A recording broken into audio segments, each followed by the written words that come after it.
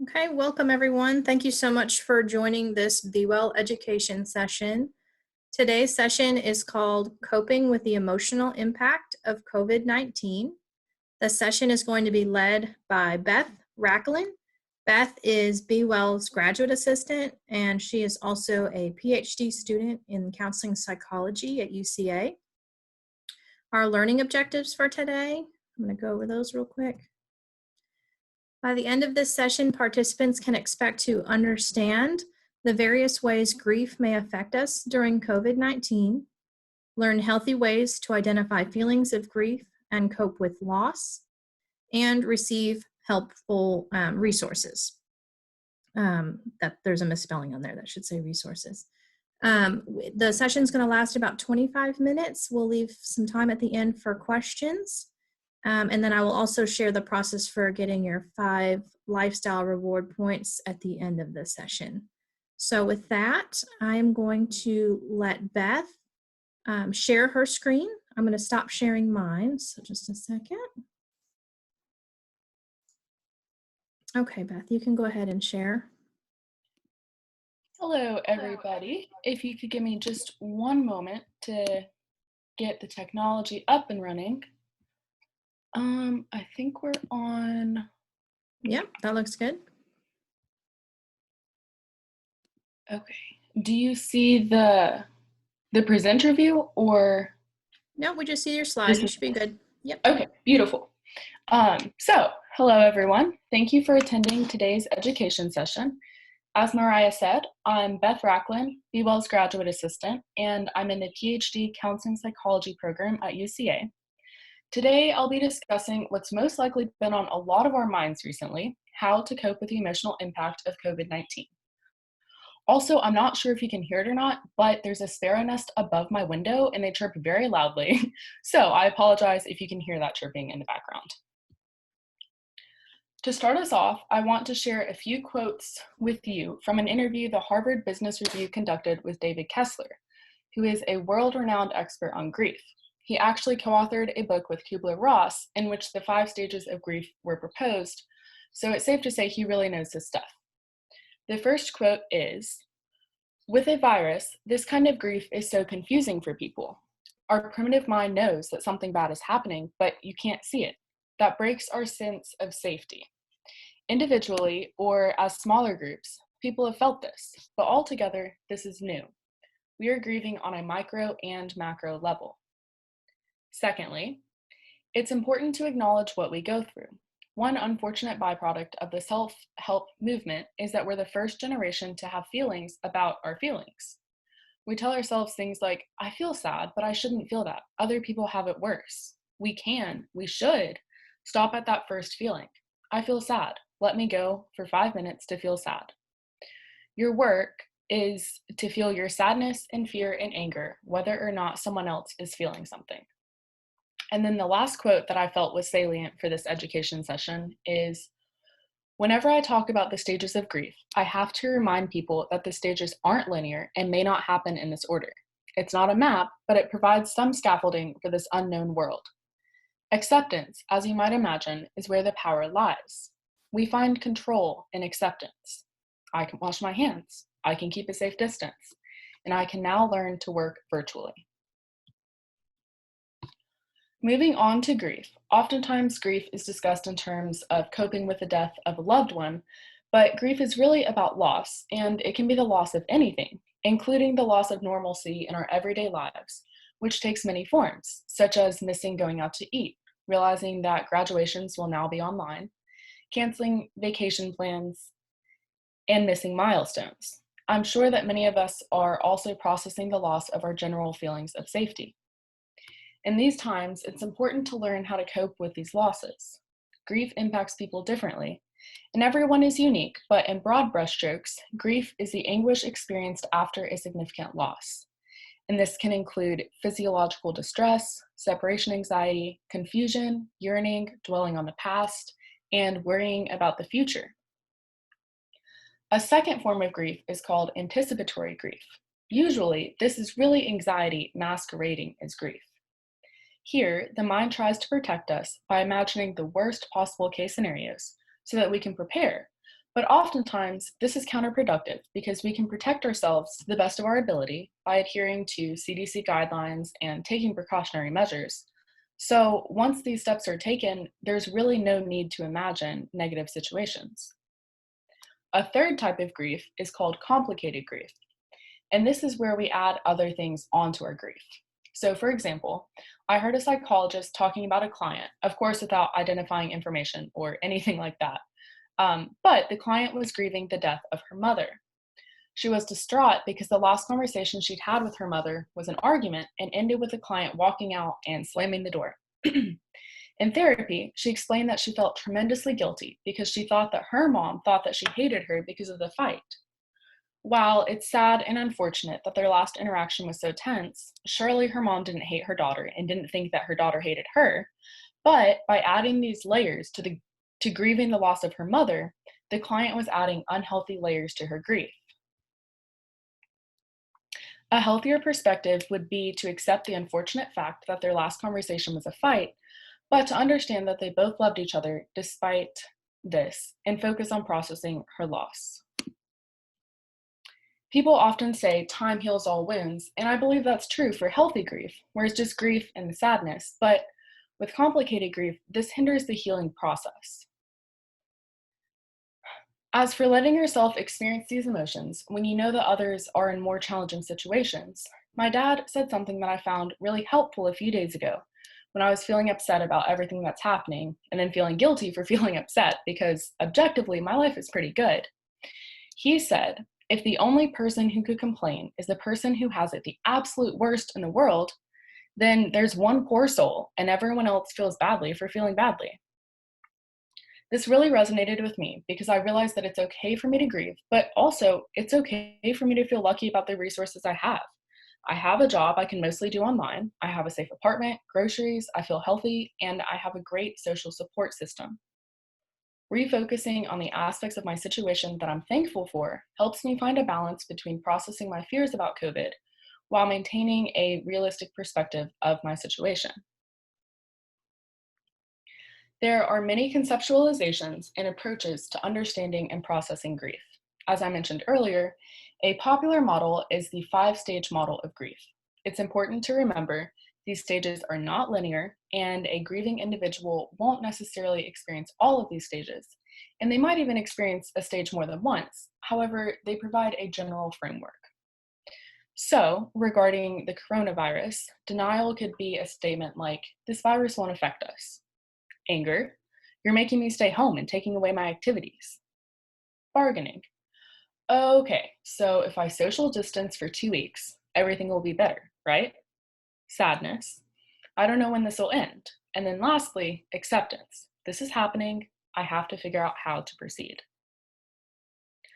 So now we understand what the grieving process looks like in broad brushstrokes, but what does unhealthy grieving look like?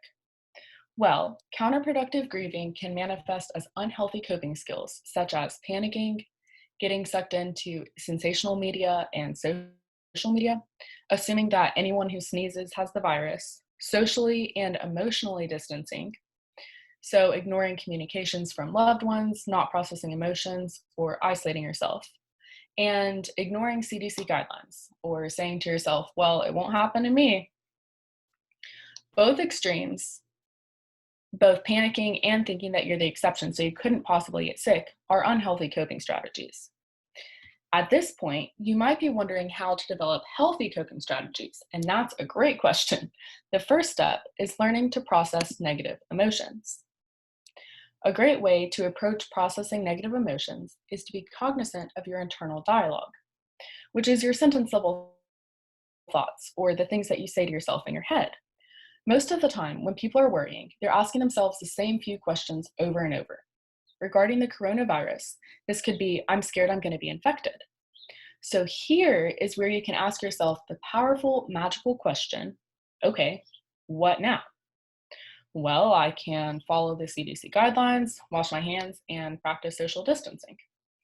If you're not already doing those things, then you can reduce your anxiety by starting to. And if you're already taking those steps, then you can realize that you're doing all that you can do to help your situation, so there's no point in worrying. As we know, it's easier said than done, to simply stop worrying. But one way to adopt a healthier thought process, is to write it down.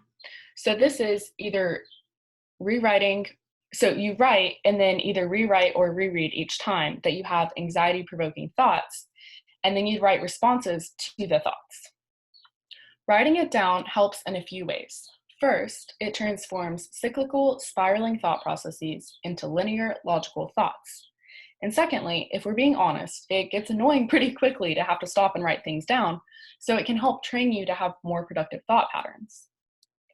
Another way to process negative emotions is to switch from your cognitive brain to your somatic brain. Mindfulness is an effective way of doing this, as it brings our attention to our five senses, which are always somatic or physical and present focused. Now I'm going to share some strategies for staying mentally and emotionally healthy during the pandemic that I found in an ebook by Dr. Russ Harris, who is a world-renowned doctor, therapist, and author. His approach is rooted in acceptance and commitment therapy, which is a mindfulness-based behavioral therapy. To explain briefly, the goal of this form of therapy is to create a fulfilling life while accepting the inevitable pains of life. Progress towards this goal focuses on letting our values guide our actions and living mindfully. His book is organized around an acronym, FACE COVID, and for the rest of the presentation, I'm going to explain each step in facing COVID. So F is focus on what's in your control. A, acknowledge your thoughts and feelings. C, come back into your body. E, engage in what you're doing. C, committed action. O, opening up. V, values. I, identify resources. And D, disinfect and distance. By facing COVID and processing our emotional reactions in a productive way, we can feel more resilient in spite of the current situation. When facing a crisis, fear and anxiety are normal, natural responses. Worrying and what ifs are also normal, but they're counterproductive. Conversely, a healthy and productive response is to focus on what's in your control. As we know, feelings can be challenging to control, but behaviors, while requiring self-discipline, are less amorphous and are a tangible thing that you can learn to control in the present moment. I'll talk about this a bit more on the next slide, but remembering how impactful your actions can be is another way to think about what's in your control. By offering support to a loved one, who knows, you could have just made their day.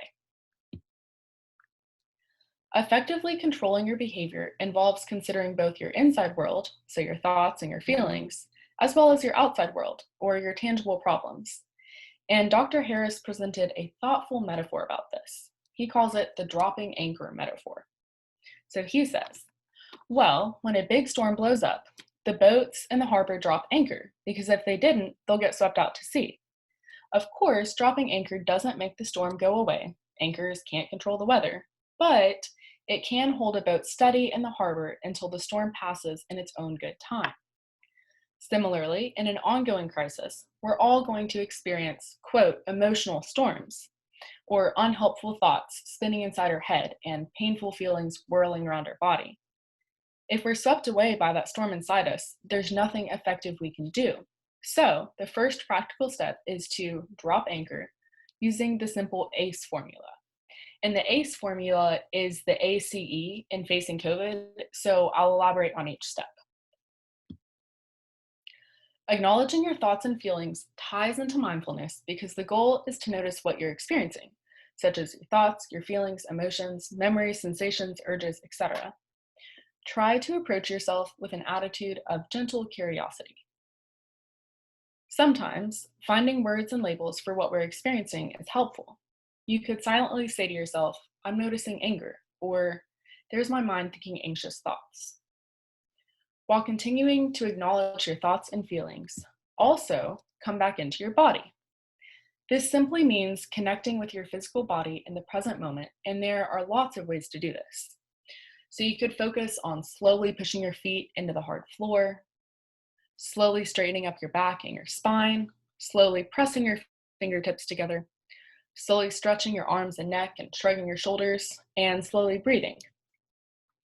Notice that the common factor of these exercises is to slowly engage in a form of movement. You could do these or find another approach that feels good for you. Personally, I like stretching. Connecting with your body in the present moment is one way of practicing mindfulness. A few weeks ago, I presented an online BeWell education session focusing on mindfulness, and so if you're interested and want to learn more, you can find it under the resources tab on our website. So for this whole slide, note that the goal is not to escape, avoid, or distract yourself from whatever you're experiencing. Instead, the goal is to notice your thoughts and feelings while connecting with your body.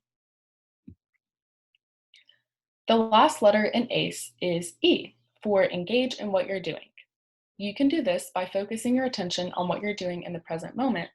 And again, mindfulness practices come into play. So you could look around the room and notice 5 things that you see, 3 things that you hear, notice what you can smell, or if you're eating anything, what do you taste? Notice what you're currently doing, and then finish the exercise by completely honing in on what you're doing. A tip is to run through the ACE cycle, or the dropping anchor, exercises slowly 3 times, and this will culminate in a 3-minute grounding exercise. So just to review, ACE, acknowledging your thoughts and feelings, coming back into your body, and engaging in what you're doing, is how you can metaphorically drop anchor and gain control of your actions and learn to understand your emotions, even during a pandemic. Also, it's important to note that these dropping anchor exercises can be used for a variety of situations. Navigating difficult thoughts and emotions more effectively, moving away from autopilot and learning to be present, stabilizing yourself in challenging situations, helping you to worry and obsess less, and helping you enjoy being engaged in the present moment, regardless of what you're doing. Anchoring helps you grow to have more control over your actions, which will help you with the next few steps of facing COVID. Once you've dropped anchor, you will have a lot more control over your actions, so this will make it easier to do all the things that truly matter. With social distancing in place, things that, quote, truly matter clearly involve basic protective measures against the coronavirus, including hand washing and wearing face masks. But to have committed action, you need to engage in actions that are important to you and that are guided by your core values. To think about what committed actions mean for you, you can ask yourself questions like, what are simple ways to look after yourself, those you live with, and those you can realistically help? What kind, caring, supportive actions can you take? How would you like to effectively and meaningfully spend your time at home? Whatever your answers are, do it and try your best to engage in it fully. The next step in facing COVID is O, for opening up. This means to let yourself experience negative emotional reactions that you're having to the crisis. So these can include fear, anxiety, anger, sadness, guilt, loneliness, confusion, etc. These are normal, healthy reactions, and we can't prevent them from happening. However, we can process them in a healthy way.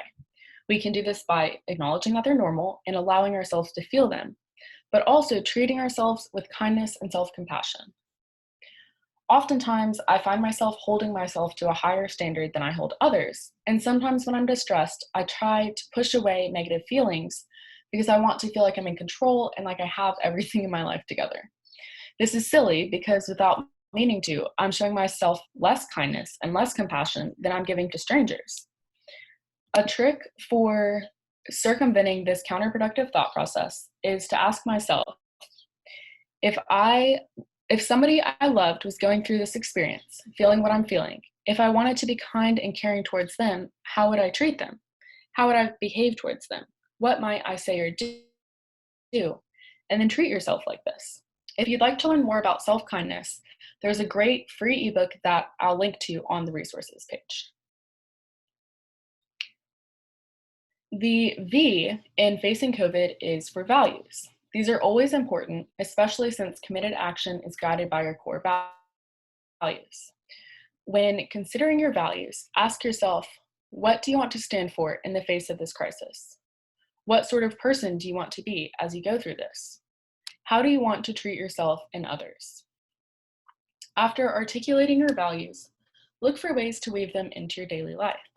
Not only will this improve your quality of life and the lives of others around you, but it also increases your sense of control because even if you're faced with challenges and situations that you can control your character by focusing on your values. Especially in moments of uncertainty, your values will help guide you. If you have a general idea of your core values but want to narrow them down, I have a resource at the end of this presentation that walks you through the process of defining your core values. I is for identifying resources, and you've got lots of them. You have us, BeWell. You have your friends, family, neighbors, health professionals, emergency services, and all of these. We will send a copy of the slides to you so that you have access to all of these links and can have hopefully fun exploring them. Last but not least is D for disinfect and distance physically. So again, please wash your hands and remember that just because we're socially distancing doesn't mean that we're emotionally distancing. So there you have it, how to face COVID by focusing on what's in your control, acknowledging your thoughts and feelings, coming back into your body, engaging in what you're doing, taking committed action, opening up, finding your values, identifying resources, and of course, disinfecting and distancing. So that's all I've got. Thanks for listening. I hope that what you've learned today will help you feel more capable as we continue to navigate these unprecedented times. Now I'll hand this back over to Mariah, and if you have any questions, please feel free to ask them in the chat box. Yes, thank you so much, Beth. Yes, if anybody has any questions, please feel free to drop those into the chat box. That would be great. I'll give you a few moments to do that. Anybody? Okay, I don't see anything. That's all right. If something comes up, then you can add it just at the end here when we wrap up. So, sorry, trying to get my slide advanced. There we go. So to claim your 5 lifestyle rewards for this session, simply just email me at UCA-BeWell or mbruner1@uca.edu. You can use the subject line emotional impact of COVID-19, and I'll get back to you with a certificate of attendance, a copy of the presentation, and also I will send you a link to an evaluation for the session, and it only takes about a minute to complete. We appreciate you providing us feedback. And then when you submit your certificate of attendance, you can use the category education sessions on site lifestyle rewards. If you have any questions about that, you can contact me. And here's my contact information. I'm always available for questions, feedback regarding BeWell. So please feel free to reach out to me. There's my email and my phone number. And also please visit our website, uca.edu/BeWell.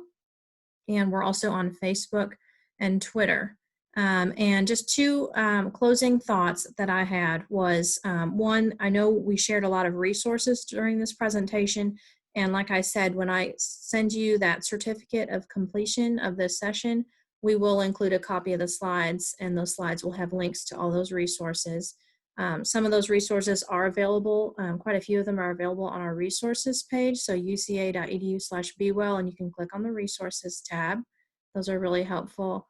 And then also, I really do want to point out our employee assistance program, which is mental health counseling for faculty and staff at UCA, as well as family members. It is no charge to you. There's no cost.